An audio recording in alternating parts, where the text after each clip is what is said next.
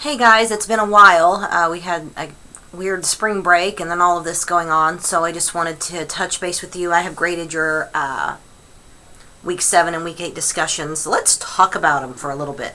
So, fake news. We have had a lot of that going around with this virus.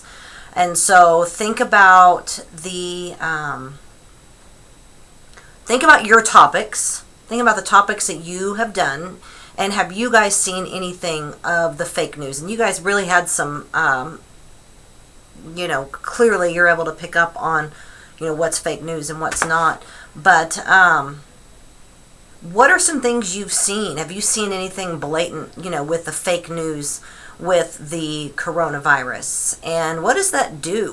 Think about the repercussions that these fake news stories have and how important that is. And I'm not saying that your topics are not and that fake news is not, but look at how huge of an impact that this is having on every aspect of our lives, and what that fake news can really do when there's such a heightened situation like we have now.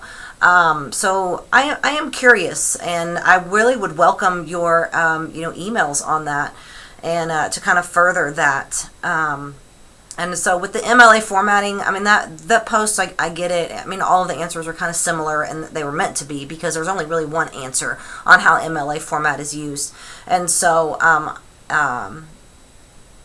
practice makes perfect. And so, just follow the guides that are there.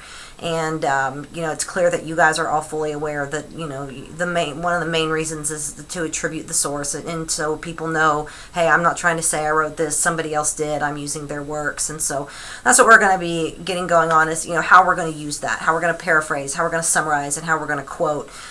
Because it's a lot more than just taking a whole source and moving it over to your paper and put quote. You can't do that. And so that's where it's going to be important that we do the paraphrasing and the summarizing and all of that. So I'm also interested if this, I know we spoke last week, but since this situation is ever changing, if anything has changed at the prison there in regards to this virus. Are your processes different? What will that look like for you if we do go on a lockdown? And what will that look like for you in terms of this class? Because we can always make arrangements, but it's going to be weird finishing out the semester. It affects you guys, not just you, but the whole online classes. It affects you guys the least because we're already set up to go online. But I get that it affects everybody, and if we need to make any adjustments or any changes, I've given Mr. Churchwell my cell phone number. If any of you have a question, since I don't know when I'm in the office now, clearly.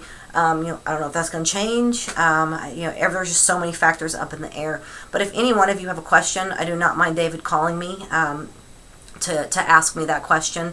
If you don't want to wait on an email, I promise it does not bother me at all. So use that, and we'll just continue to plug away and go from there. But I'll be back in the office tomorrow, and we'll talk to you soon.